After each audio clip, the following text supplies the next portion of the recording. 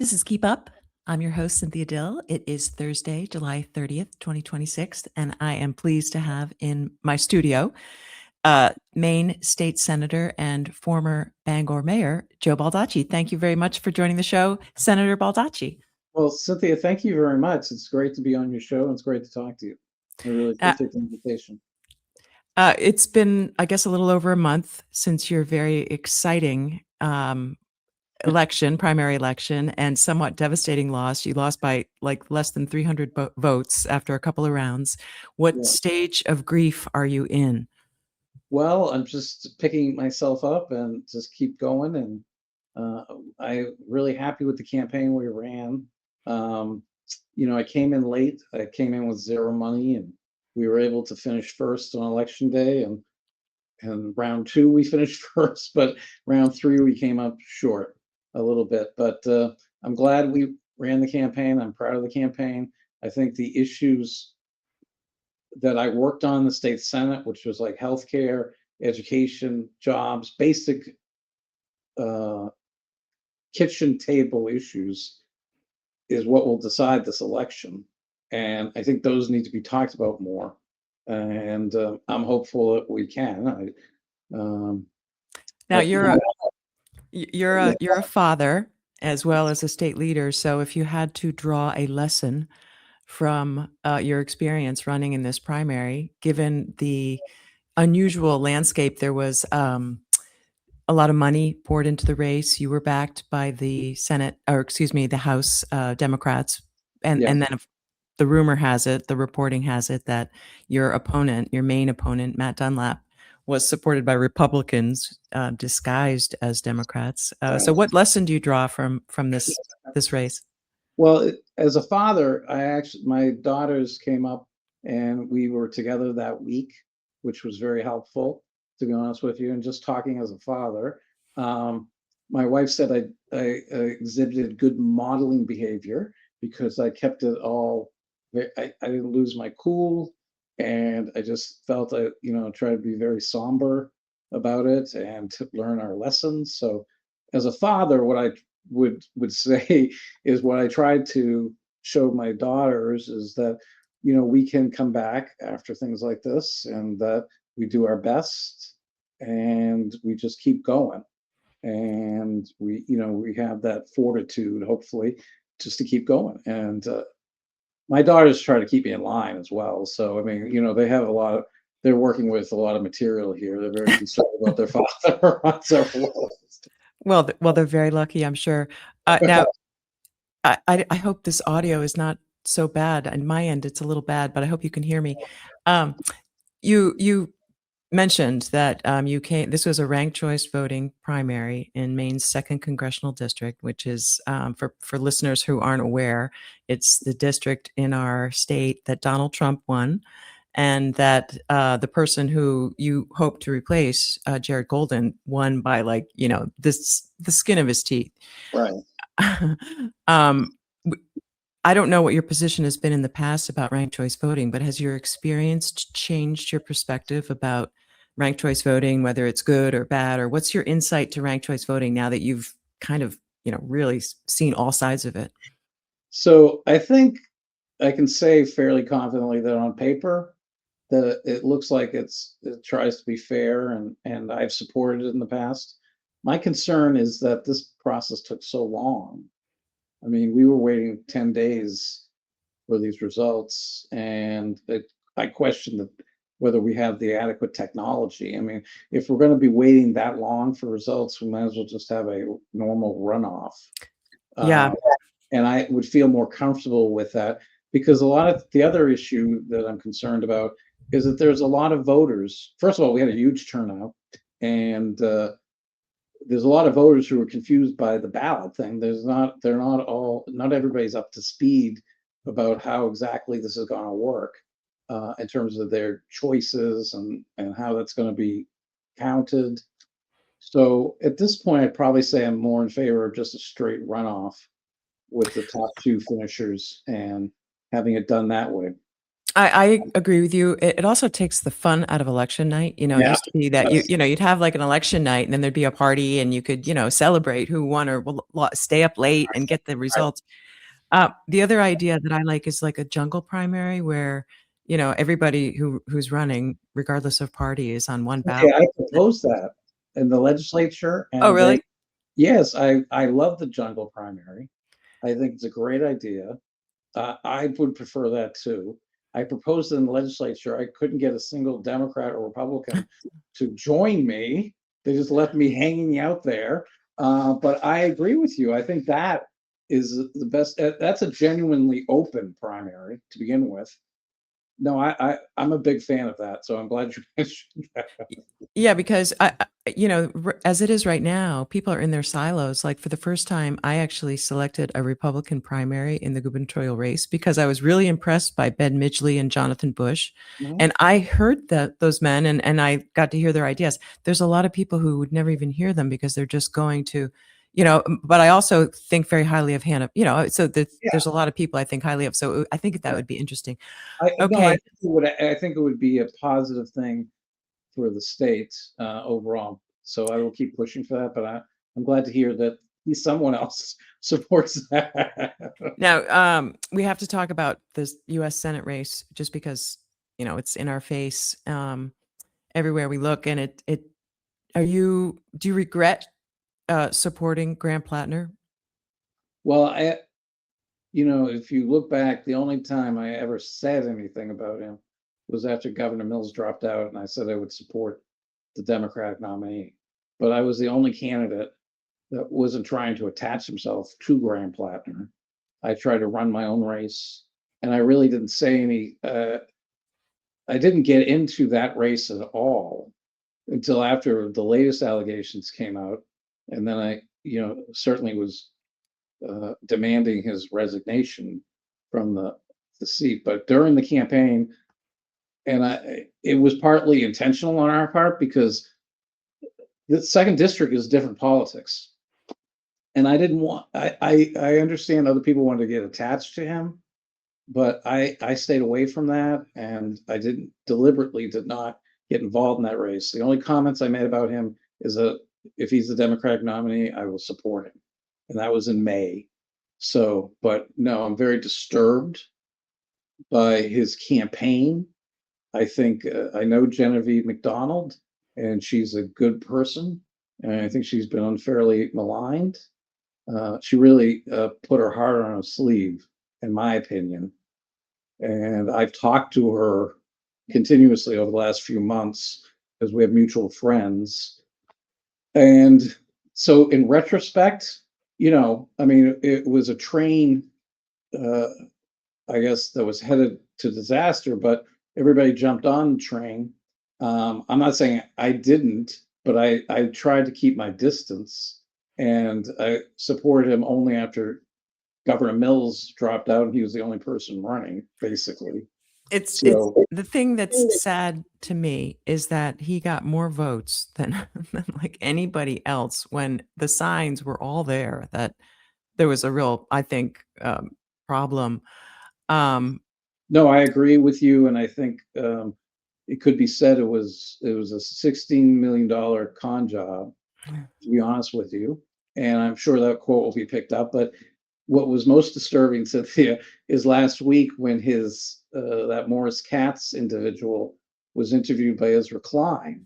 I don't know if you saw that or not, but he basically said everything that people had said a year ago, that these were all signs and yeah, people should have known it back then. It's like somebody who just robbed the bank and said, "Yeah, you should have seen these signs were all over the place," you I know. could barely watch those consultants, the interviews of the couple that recruited Plattner. I mean, I who are these people? I don't know.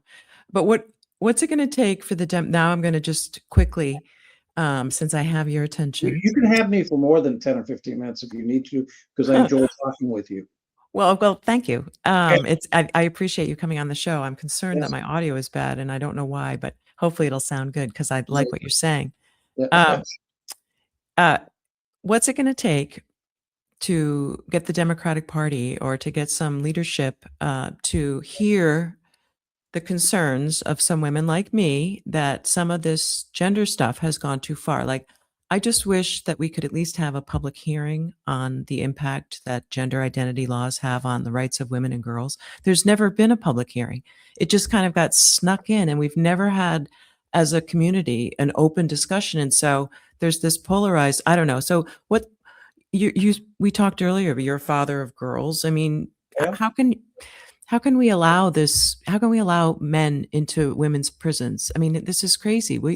How can I make some change? What are we going to do to change this? Well, I think part of it, if we're going to have a really open and honest discussion, is we have to remove the element that there is existed of hate of people because they are different. I think if we can remove the hate issue and talk about the practical Yeah, issue. there's no And, hate. Yeah, no, there's no, I know not from you. I know yeah, from you. I'm not saying, but but if we could do it without that emotion, then maybe we can get someplace. I think that what I've said before is that we could have an honest discussion, but Republicans, who I obviously deal with in the legislature, need to at least understand, at least to be willing to accept the idea that these are people that are equal as humans to right. us. Okay, but there may need to be practical The discussion. Democrats need to understand, Senator, Yeah. excuse me for interrupting, that there are two sexes, male and female, and that men can't become women. And it's not hateful to say it. And I think the Democrats need to call out the extremists in their party who accuse everyone of standing up for women's rights as being hateful. Like, it was always, you treated somebody with gender dysphoria like anyone else with a condition, that you make reasonable accommodations, protect them from discrimination, but to somehow force everybody into this, Well, orthodoxy that right. men can be women, and that, it just, you can self-identify to be a female and then make your way into the women's prison as a murderer and a predator. It's crazy. Right. But those Thank you are for listening. no, no, no. I see. I wasn't. I'm concerned about the Democratic Party because not only in that area, I think there needs to be a more practical, honest discussion without the emotion on either side, I guess. But I'm also concerned about you know, I'm a critic of Netanyahu, but I believe Israel has a right to exist Me and too. it has a right to defend itself. That was an issue they were all over me on because I had which I thought was standard, really pretty much political position. All of a sudden now I'm dealing with at least one of my opponents who believes Israel doesn't have a right to exist. And then, which made it very difficult because it really, I don't think they're taking It's into, anti-Semitic. I don't think they're I mean, taking that's what that it is. yeah. Well, no, and I've said that. I had to deal with a couple hundred Free Palestine protesters in the legislature when they wanted to do a divestment bill, Cynthia. A lot of them were from the first district. Oh, Fortunately, I'm sure. they treated me like I was, they treated all of us Democrats as we were, somehow inferior to, below them in intelligence because we all voted against the bill. It was a unanimous vote because it was totally impractical. But no, I've had to deal with extremists, and what I've said is I'm a Democrat. I'm a JFK, Obama, Clinton Democrat. Okay, but I'm not gonna buy into every every quote unquote far left idea because a lot of times they need to be. We have a far left. There's a far right. It shouldn't be a crime to be trying to be the vital center or Yeah, because that's where most Americans are. right. Y you So know? it concerns me because I feel like I've been fairly progressive on a lot of issues, but I'm not 100%. So therefore I don't meet some litmus test, and I think that is a problem for the Democratic Party, especially in the second district. Okay, Mike Tipping and I and Jim Dill are the northernmost legislators for Democrats. Okay, there's nobody north of us. There's nobody to the east of us. I mean, down in Washington County, nobody up at Aroostook, Oh, Piscataway. interesting. So, I tried to communicate to my friends in the first district that, the political climate is different here, and we aren't electing Democrats. I don't know how far we can go with just having a Portland-centric Right. party. Oh, Portland's off the rails. I had my business there, my law office there for decades, but I had to leave. It was just it's terrible. I had the pleasure and good luck to sit next to Ken Terrio in the House, who's a Democrat from Aroostook County, and then I sat next to Troy Jackson in the Senate. So I always had, a perspective because I was friendly with both of them. I think Yeah. highly of both of them, Oh, and yeah. so I always got their perspective. But a lot of people just don't understand the difference between the North and the South. I mean, they Right. really don't. I mean, I'm always pigeonholed as being an elitist from Cape Elizabeth, but I'm more like, center, you know, and more in Rather line with a lot of Yeah, I I'm know you. conservative now. I'm considered conservative I know. because I, believe that women are real. No, I know. I think, no, I consider you more of a centrist Democrat, and you're part of the Democratic Party that needs to, that if we're going to win, But I we need. left the party. I I left the party, Senator. I'm an independent now, so I'm Oh, I searching and understand, but I mean, searching. in terms of voting for candidates, Yeah, we're gonna have to have a party that's able to attract people like yourself if we're gonna win a statewide race. I would Okay. like to think so. I would like to think so. Who are you looking at in terms of presidential candidates? I like Rahm Emanuel. I like the governor of Pennsylvania, Shapiro. Do you have any favorites on the Democratic side? I was gonna, I got to listen to a lot of them. Newsom. I mean, I've only superficially listened to him. The governor of Kentucky, I'm interested in, Mm. Mhm. because I think he's shown he can win in a red state. He's shown the crossover appeal, at least at Kentucky. I just want to see what he's got. Um, I think Shapiro would have been a good VP for Kamala Harris. Oh, me too.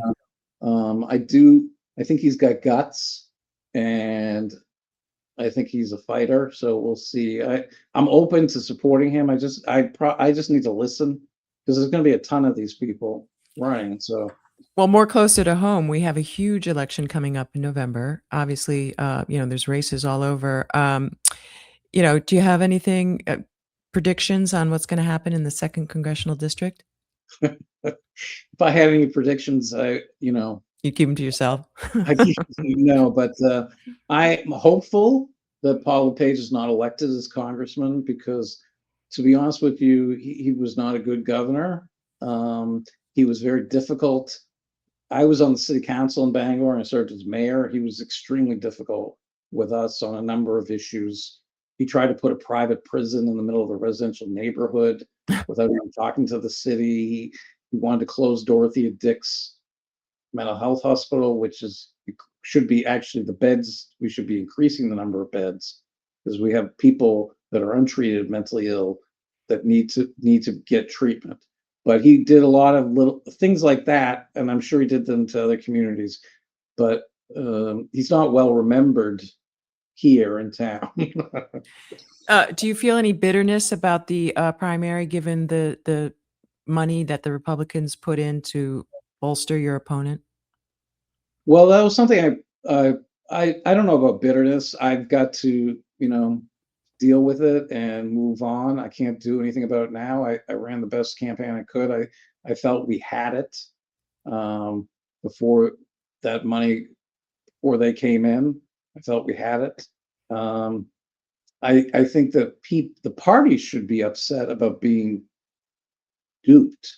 I mean, you basically had people coming in, another con job, saying they're progressives. They're trying to tie me to Trump, okay, which is, which only helps me with Republicans. I had several Republicans tell me they would Right. consider voting for me, but it wasn't accurate at all. But anyway, it raised questions for Democrats about whether they could be comfortable with me, and they were and took them away from what my actual record was. And I don't. I was, and I don't want to. Yeah. I was brought up not to keep any bitterness for too long. It's not healthy.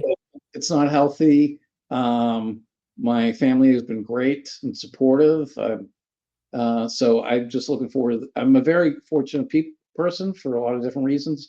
So I just got to look forward and keep moving and try to be positive. So, Well, that's all. State Senator Joe Baldacci, thank you very much for coming on the show. Is there anything else you'd like to share with our guests before I let you go? No, it's good to see you. And please have me on again when you come in. I The love it. pleasure was mine. Thank you Okay. very much. Thank you, Cynthia. Bye-bye. Bye-bye.